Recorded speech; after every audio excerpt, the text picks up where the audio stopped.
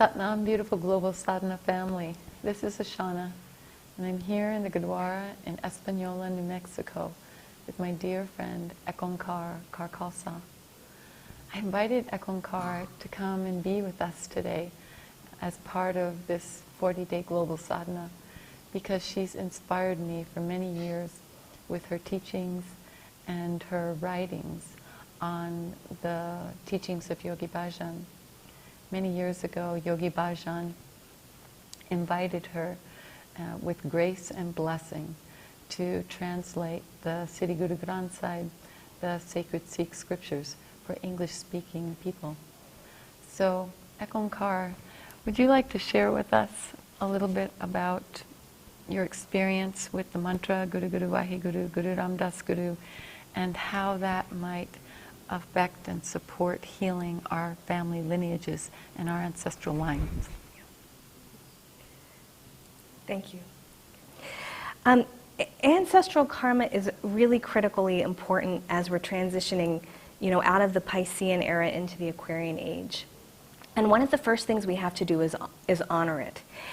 Because when you look at the history of the world, as it's been written down the last 2,000 years, it's filled with war, it's filled with slavery, it's filled with oppression of women, it's filled with cruelty.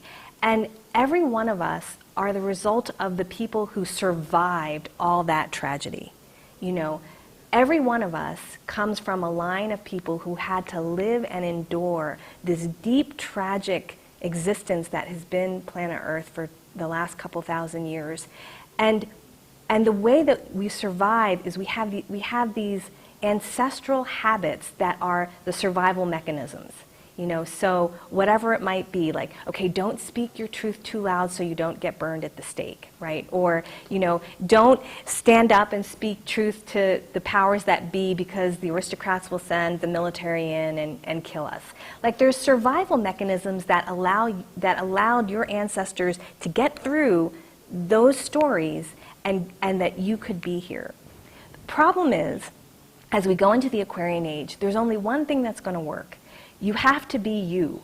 You have to align your mind with your soul and vibrate your true self, and nothing less than that is going to work. And so you within yourself have these patterns that allowed your ancestors to live and allowed you to be here, so you have to honor it. But you can't manifest the reality of the Aquarian age without doing the work to heal and shift these survival patterns that are literally generations old that you carry at the deepest level of your subconscious. So Yogi Bhajan came and he brought many tools for that. Kundalini Yoga raises the Kundalini, our creative power. It gives us the ability to go in and start to rewrite those patterns through meditation. White Tantric Yoga, when the pattern is too deep for my sadhana on my own to get to, the White Tantric energy helps clear it. But the most beautiful gift is this gift of the Shabad, which Guru Guru Vaheguru, Guru Ram Das Guru is a manifestation of the Shabad. And it's the infinite pattern. It basically gets into you at a deep level, and any place where you believe you're limited, if you just meditate on that mantra, it will begin to rewrite your sense of being limited so that you can know yourself as an unlimited being.